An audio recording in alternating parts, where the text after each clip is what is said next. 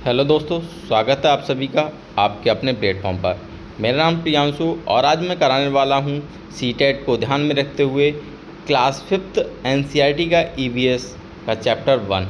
अगर आप सीटेट की तैयारी कर रहे हैं तो आपके लिए ये मस्ट है। अगर आप किसी अन्य government exams like DSSP, estate या फिर KBS या NBS की प्रिपरेशन कर रहे हैं तब भी ये आपको देखना चाहिए। चलिए बात करते हैं आज के फर्स्ट चैप्टर, जो कि है कैसे पहचाना चींटी ने दोस्त को। इसमें हम बात करेंगे चींटी के बारे में। जैसा कि आप आगे देखते जाएंगे, जो भी मेन पॉइंट होगा वो हम हाईलाइट करते जाएंगे।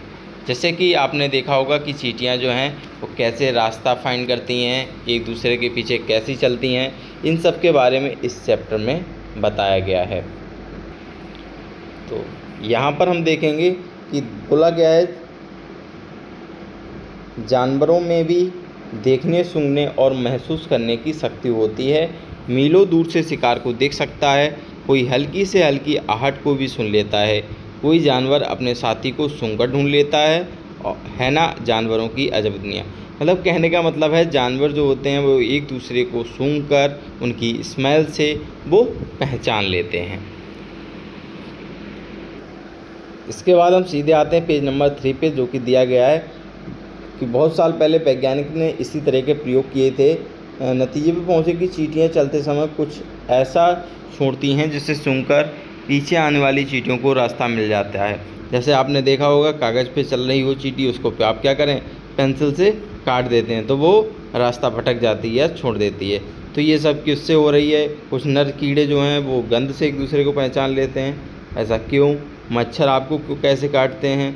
देखा है आपने, मच्छर जो होता है आपके कानों पे भनभनाने लगते हैं तो वो क्या करते हैं, आपकी गंध से, मतलब आपकी स्मेल से आपके पास आ जाते हैं। इस तरीके से रेशम का कीड़े के बारे में बात की गई है कि जो है अपनी मादा को उसकी गंध से कई किलोमीटर दूरी से ही ये पहचान लेता है। जैसे आपने देखा होगा, कुत्ते जो होते हैं वो क्या करते रहते हैं, इधर उधर सूंघते रहते हैं। ठीक है, तो क्या होता है, सूंघने पर ही वो कहते हैं कि एक दूसरे की उनकी जो जगह है वो बटी रहती है। एक कुत्ता जो होता है वो दूसरे कुत्ते के जो मलमूत्र होता है उससे वो जान लेता है कि इस इलाके में कोई दूसरा कुत्ता आया है या नहीं। जो स्मेल होती है उससे ये क्या करते हैं, पहचान लेते हैं। इसमें ये एक बहुत अच्छा एग्जाम्पल दिया गया है, जो कि एक टीचिंग मैथडोलॉजी एक तरीके से, मतलब आपके मन को जानने के लिए ये बहुत अच्छा क्वेश्चन इससे बन सकता है। कि जैसे इसमें क्या करा है कि एक बच्चे ने पॉटी कर दी है, जो कि अपना बच्चा था तब उसको स्मेल नहीं लगी, और जब दूसरे के बच्चे ने पॉटी कर दी तब इन्होंने क्या करा, अपने मुंह को ढक लिया। ऐसा क्यों किया? तो ऐसा अगर कंक्लूजन निकालें तो ऐसा इसलिए किया क्योंकि इन्होंने क्या करा, वो दूसरे का बच्चा समझा जो बाद वाला था और वो अपना बच्चा था। तो अपने ये सब किसकी वजह से हो रहा है? ये हो रहा है मन की वजह से। जैसे ही नीचे दिया गया है शिक्षक संकेत में, सुशीला के उदाहरण से आम परिवारों में होने वाली एक स्थिति को दर्शाया गया है। चर्चा करके बच्चों की ये समझ बनाई जा सकती है कि अक्सर हम किसी गंध से तब ज़्यादा परेशान होते हैं जब हमारा मन उसको गंदा मान लेता है। अगर हम मन बना लें तो वही गंध हमें उतना परेशान नहीं करती। ये पॉइंट आता है जो कि हर बार एग्ज़ाम में आता ही आता है। किसी ऐसे पक्षी का नाम लिखो जिसकी आँखें सामने की तरफ होती हैं। ऐसे कुछ पक्षियों के नाम लिखो जिनकी आंखें सिर के दोनों तरफ होती हैं। इन पक्षियों का आकार जिनके शरीर की तुलना में कैसा होता है? इस तरीके के क्वेश्चन आपने सीटेट में देखे होंगे। चलिए बात करते हैं। ज़्यादातर पक्षियों की आंखें उनके सिर के दोनों तरफ होती हैं। पक्षी एक ही समय में दो अलग अलग चीज़ों पर नज़र डालते हैं। ये सबसे आपको पॉइंट रखने वाली चीज़ है कि पक्षी जो होते हैं वो एक ही समय में दो अलग चीज़ों पर नज़र डालते हैं। जब ये बिल्कुल सामने देखते हैं तब इनकी आंखें दोनों एक ही चीज़ पर होती हैं। तो पक्षियों की एक विशेषता होती है कि ये एक समय में दो वस्तुओं पर ध्यान दे सकते हैं। आपने देखा होगा कई पक्षी अपनी गर्दन जो होते हैं बहुत ज़्यादा हिलाते हैं। ऐसा इसलिए करते हैं क्योंकि उनकी पुतली जो होती है वो घूम नहीं सकती।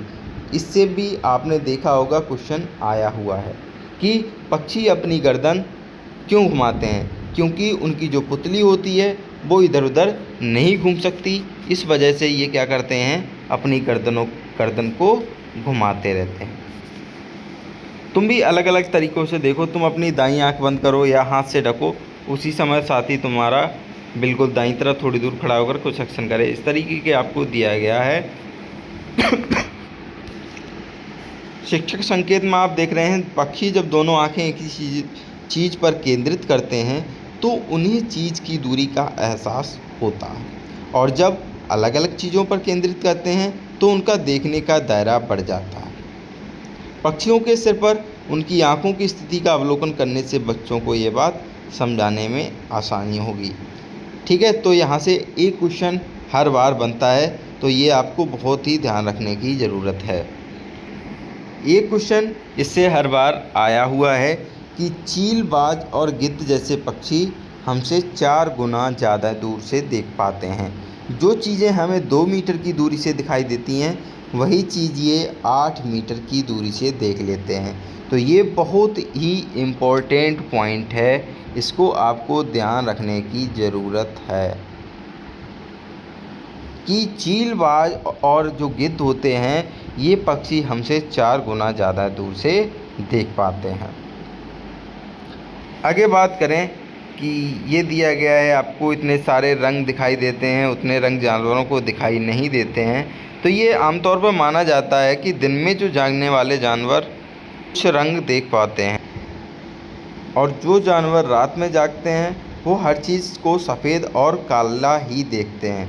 तो ये आपको बहुत ही ध्यान रखने की ज़रूरत है कि आमतौर पर जो जानवर दिन में जागते हैं वो कुछ रंग देख लेते हैं, बल्कि जो जानवर सिर्फ रात में जागते हैं वो हर चीज़ को सफ़ेद और काला ही देखते हैं।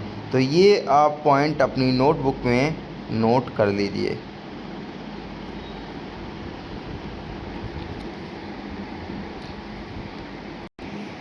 बहुत ही अच्छा क्वेश्चन ये भी है कि जैसे अगर आपको बोला जाए कि डेस्क को बजाइए, तब आप फील करें कि आपको कैसी आवाज़ आती है। फिर आप डेस्क पे भी अपना कान लगा दें, उसके बाद डेस्क को बजाएं तो किस तरीके की आवाज़ आती है। तो ये हम जानते हैं कि उसमें क्या होगा, वाइब्रेशन भी होगा जब हम क्या करते हैं, कान डेस्क पे लगा देते हैं। तो ऐसे ही क्या होता है, सांप भी कुछ ऐसे ही सुन पाता है, क्योंकि उसके जो बाहरी कान होते हैं वो नहीं होते हैं। अब वो क्या करता है, ज़मीन पर कंपन होता है, कंपन को ही वह सुन पाता है। तो ये पॉइंट आपको ध्यान रखने की बहुत ज़रूरत है कि सांप कैसे सुन पाता है, कि वो सांप इसलिए सुन पाता है कि वो जो होता है वो वाइब्रेशंस जो होते हैं, जो कंपन होते हैं, उनको ही वह सुन पाता है। अब बात करते हैं आवाज़ों की, इनसे भी क्वेश्चन बना हुआ है। तो आप देख सकते हैं बहुत ही ये जो क्वेश्चंस मैं बता रहा हूँ ये हर बार आए हुए हैं। जैसे बातें करें कि आवाज़ें अलग अलग कैसी होती हैं, तो जैसे ये आपने लिखा है, जंगल में ऊंचे पेड़ पर बैठा लंगूर जब कोई मुसीबत आती है, जैसे शेर चीता को देखता है, तो एक ख़ास आवाज़ अपनी निकालता है। जियो क्या करता है, अपने साथियों को, अपने साथ वालों को क्या करता है, संदेश देता है। इस काम के लिए पक्षी भी जो होते हैं वो ख़ास तरीके की आवाज़ें निकालते हैं। कुछ पक्षी अलग अलग खतरों के लिए अलग अलग आवाज़ें निकालते हैं। जैसे उड़कर आने वाले दुश्मन के लिए एक तरह की आवाज़, ज़मीन पर चलने वालों के लिए दूसरी तरीके की आवाज़, और इसी तरीके की जो मछलियाँ होती हैं खतरे की चेतावनी में एक दूसरे को बिजली तरंगें, जो इलेक्ट्रोमैग्नेटिक वेव्स होती हैं, उनके रूप में वो एक दूसरे को सेंसेशन या मतलब संदेश भेजती हैं। तो ये आपको ध्यान रखने की ज़रूरत है कि पक्षी जो होते हैं, वो जो जानवर होते हैं, वो देखते हो कि हर समय अलग अलग तरीके की आवाज़ें निकालते हैं। वो डिफ़ाइन करते हैं या बताते हैं अपने साथियों को कि वहाँ कैसी सिचुएशंस हैं। तो इनसे हर बार क्वेश्चन आया हुआ है। कुछ जानवर तूफ़ान या भूकंप से आने में कुछ समय पहले अजीब हरकतें करने लगते हैं। जो लोग जंगल में रहते हैं, जानवरों को इस व्यवहार को समझ जाते हैं और वो जान लेते हैं कि भूकंप आने वाला है या कुछ होने वाला है। मतलब जो लोग जंगलों में रहते हैं, जंगलों में अपना निवास करते हैं, तो वो लोग जंगलों में रहने वाले पशु पक्षियों, जानवरों की आवाज़ों को, उनकी व्यवहारों को वो आसानी से समझने लगते हैं, क्योंकि आप जिसके साथ रहेंगे आप भी समझ जाते हैं। तो इसी तरीके की आप जानते हैं कि पक्षी और ये सब क्या होते हैं, वहाँ की कैसी सिचुएशंस हैं, उनको पहले से भांप लेते हैं। इसी से क्या होता है, वहाँ पर रहने वाले जो मनुष्य हैं वो भी उनके व्यवहारों को समझ लेते हैं और वो भी समझ जाते हैं यहाँ कोई अनहोनी या भूकंप या कुछ आने वाला है। इसी तरीके का एक एग्जाम्पल दिया गया है सन 2004 में दिसंबर में आए सुनामी से कुछ समय पहले जानवरों के अजीब व्यवहार, उनके द्वारा दी गई चेतावनी भरी आवाज़ों को अंडमान की एक खास आदिवासी जाति समझ गई। उन्होंने वह इलाका खाली कर दिया। इस प्रकार जाति के लोग इस कहर से या इस सुनामी से बच गए। ये एग्जाम्पल भी दिया गया है कि वहाँ के लोगों ने किस तरीके से जो भूकंप आया उसको समझ गए या क्या हुआ, किस तरीके से उन्होंने खाली किया। तो उन्होंने क्या करा, जानवरों के व्यवहारों को, जो अजीब तरीके के व्यवहार कर रहे थे उसको उन्होंने समझा और वो समझ गए यहाँ कोई अनहोनी या सुनामी आने वाली है, इसलिए उन्होंने उस जगह को खाली कर दिया। इसी तरह बोला गया कि डॉल्फिन जो होती है वो भी अलग अलग तरीके की आवाज़ें निकालती है और एक दूसरे से क्या करती है, बात करती है। वैज्ञानिकों का ये मानना भी है कई जानवरों की अपनी पूरी भाषा भी होती है। इस तरीके से अब बात करते हैं आगे, जो कि इम्पोर्टेंट जो होता है उसी के बारे में हम बात करेंगे। और जिसके बारे में मैं डिस्कस करूं कृपया प्लीज़ उसको नोट डाउन ज़रूर कर लें, क्योंकि वो 100% क्वेश्चन है, मैं पूरी गारंटी ले सकता हूं उस क्वेश्चन की। इस तरीके से कुछ जानवरों के सेंसेशन ये सब आप पढ़ सकते हैं अगर आपको पढ़ना है। फ़िलहाल जो इम्पोर्टेंट है एग्ज़ाम ओरिएंटेड मैं सिर्फ वही एक्सप्लेन करूँगा। 1 नंबर का क्वेश्चन अभी से आप मान लीजिए स्लॉथ पर आता है। ये स्लॉथ क्या होते हैं, ये भालू जैसे दिखते हैं बट ये भालू नहीं है। तो पूछा जाएगा स्लॉथ क्या है, तो ऑप्शन दिया जाएगा भालू, लेकिन ये भालू नहीं है। इनकी क्या विशेषता होती है, ये 17 घंटे पेड़ों पर क्या करते रहते हैं, उल्टे सिर लटक कर मस्ती से सोते हैं। ये जिस पेड़ पर रहते हैं उसी के पत्ते खाते रहते हैं, इसलिए इन्हें कहीं और जाने की ज़रूरत ही नहीं पड़ती। जब ये अपने पेड़ के सारे पत्ते खा लेते हैं तभी वे पास के पेड़ पर जाते हैं। ये पेड़, कहने का मतलब है ये पेड़ तभी चेंज करते हैं जब उस पेड़ पर पत्तियां नहीं रहती, और ये जब तक पत्तियां रहती हैं उसी को खाते रहते हैं और 17 घंटे तक ये उल्टे लटक कर ये सोते हैं। अगर इनका जीवन की बात करी जाए, लगभग 40 वर्ष इनका जीवन होता है। जीवन में ये मुश्किल से 8 पेड़ों पर घूमने की तकलीफ़ उठाते हैं। ये सप्ताह में 1 बार ही शौच करने के लिए पेड़ से नीचे उतरते हैं। तो इन स्लॉथ की विशेषता आपको नोट करनी है कि ये क्या होते हैं, भालू नहीं होते हैं, ये आपको ध्यान रखना है। ये सप्ते में सिर्फ 1 बार शौच के लिए नीचे उतरते हैं। लगभग 40 वर्ष के जीवन में ये 8 पेड़ों पर मुश्किल से घूमते हैं। इस तरीके की बात करी जाए, सबसे इम्पोर्टेंट कि ये 17 घंटे तक उल्टे लटक कर सोते हैं। तो ये आपको ध्यान रखने की ज़रूरत है। इस तरीके से दिया गया, अगर स्लॉथ की सोने और जागने की प्रक्रिया 24 घंटे की घड़ी में दिखाई दी गई है। इसी तरीके से छिपकली की बात करेंगे हम। छिपकली भी जो आपने देखी होगी कि सर्दियों में ये बिल्कुल गायब हो जाती है। ठीक है,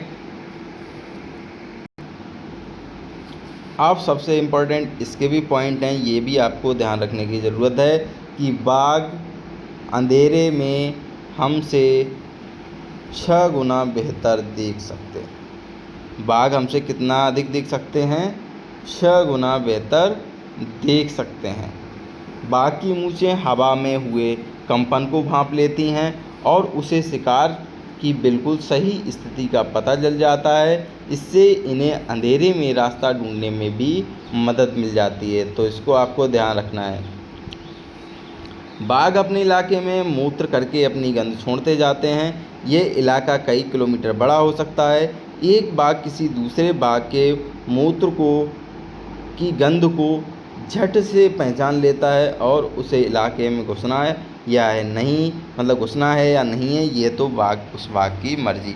तो ये भी क्या करते हैं, मतलब उसकी स्मेल से पहचान लेते हैं। ठीक है, तो ये हो गया हमारे फर्स्ट चैप्टर का कंक्लूजन। इस तरीके से आप समझ सकते हैं, जो भी मैंने पॉइंट बताए हैं आप कृपया प्लीज़ इनको नोट कर लीजिए। 100% मैं गारंटी देता हूँ ये एग्ज़ाम्स में आते ही आते हैं। तो ईवीएस के इसी तरीके से सारे चैप्टर मैं विद प्रूफ बुक इसलिए लेके आता हूँ जिससे कि आपको लगे कि ये बुक से पढ़ाया गया है। मतलब आपकी बुक का पूरा 100% मैं देने की कोशिश करूँगा। इसके साथ ही एक्स्ट्रा जो भी ईवीएस में इम्पोर्टेंट होगा वो भी मैं बाद में करूँगा। तो आप बने रहिए मेरे साथ और देखते रहिए।